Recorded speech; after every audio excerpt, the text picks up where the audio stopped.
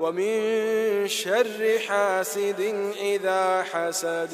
حسد ستوي لكي لن تعرف ده حسد داري چې یو مسلمان دی په هغې باندې الله نعمت کړی دی احسان یې پرې کړی دی او ته په هغې باندې خفه کېږې یا د هغې سوال کوې چې الله دا نعمت د دې نه واړوې ته ویلی کېږي حسد.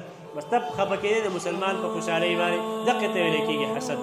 یا دا سوال کو چې دې مسلمان له دا نعمت او دا خوشحالي واله او مال یې راکړې ته ویلی کېږي حسد.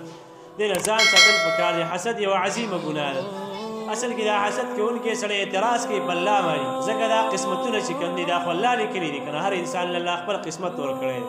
اوس هغې له الله تعالی په قسمت کې دغه شیان دغه نعمتونه لیکلي وو او ته د هغې سره حسد کوې ځل کې دا ته اعتراض کوي په الله تعالی باندې. حسد نه ځان ساتل پکار دی. حسد یوه عظیمه ګناه ده. حسد دومره عظیمه ګناه ده چې ابلیس د آدم علیه السلام سره حسد کړی و د هغې په وجه باندې جنت نه ویستلی شوی دی. دغه شان د آدم علیه السلام بچو چې کوم دی حسد کړی و یو زوی د بل سره حسد کړی و قاتل ګرځېدلی و په وجه د حسد باندې. یوسف علیه السلام ورونو د یوسف علیه السلام سره حسد کړی و د هغې په وجه باندې هغه ډېر زیات د تکلیف او د مصیبت سره د ډېرو ګناهونو سره مخامخ شوي وو. نو حسد یوه عظیمه ګناه ده. دې نه ځان ساتل پکار دی. خو حاسد سړی د هغې سره الله قید لګولی دی چې اذا حسده کله چې هغه خپل حسد راښکاره کړي چې حسد یې راښکاره کړی نه او په زړه کې دننه پټ کړی وي د هغې نقصان مسلمان ته نه میلاویږي. و اذا حسد کله چې حسد راښکاره کړي او پس د هغې نه بیا هغه په دې حسد راښکاره کولو سره مسلمان ته تکلیف ورکوي. ځکه الله ویلي ومن شر حاسد اذا حسد. د حاسد د حسد نه هم پناه غواړي. د حاسد د حسد نه د پناه غوښتلو دپاره ابن قیم رحمه الله څه اسباب ذکر کړي دي چې د هغې په وجه باندې سړی د حاسد د حسد نه محفوظ پاتې کړي. یو هغې ویلي پناه به غواړئ د الله نه. درېیمه دا ده ځان کې به تقوا پیدا کړي. درېیمه دا ده توکل به پیدا کړي. بله دا صبر به په ځان کې پیدا کړي. بله دا ده د حاسد د حسد سوچ او فکر دا به نه کوي. بله دا ده ګناهونه به پرېږدي. بله دا ده اخلاص به په ځان کې پیدا کړي. الله طرف ته به توجه پیدا کړي. بله دا ده صدقې به ورکړي. بله دا ده چې کوم سړی ستا سره حسد کوي حسد کوونکی د هغې سره به احسان کوي. بله دا ده دا یقین به د ځان سره پیدا کړي چې د الله نه ماسوا هېڅ څوک چې کوم دی هغه ده شر رسونکی نشته دی. بس هر څه چې ماته میلاویږي هغه د الله طرفه ماته میلاویږي. د شر اختیارمن او دغه شان د خیر اختیارمن د الله دی. بس دا یقین پیدا کړه د حاسد د حسد نه به پرې باندې محفوظ پاتې شي. نو من شر حاسد د شر د حسد کوونکي نه اذا حسد کله چې هغه حسد راښکاره کړي. نو حسد یوه عظیمه ګناه ده. عمر بن عبدالعزیز رحمه الله هغې دا قول نقل دی. هغې به فرمایل ما رأیت ظالما اشبه بمظلوم من الحاسد. ما هغه ظالم نه دی لیدلی چې هغه ډېر زیات مشابه دی د مظلوم سره د حاسد نه.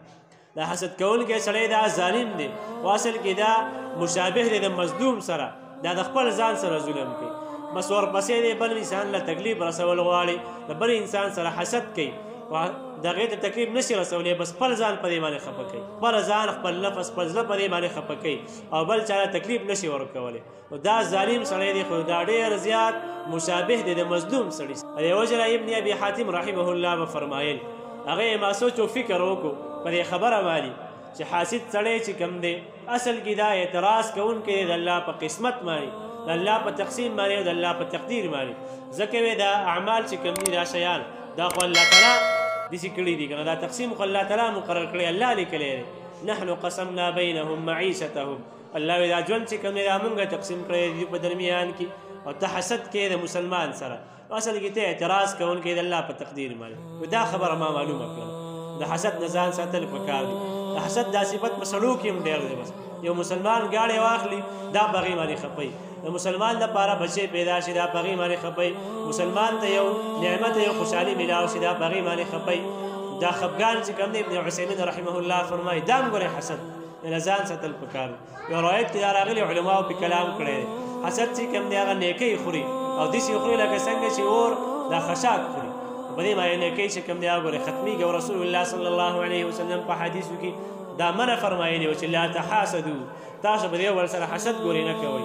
په ډېرو روایتونو کې دا راغلي دي حسد نه رسول الله صلی الله علیه وسلم منع کړي دي. او دې بیمارۍ نه ځان ساتل پکار دي.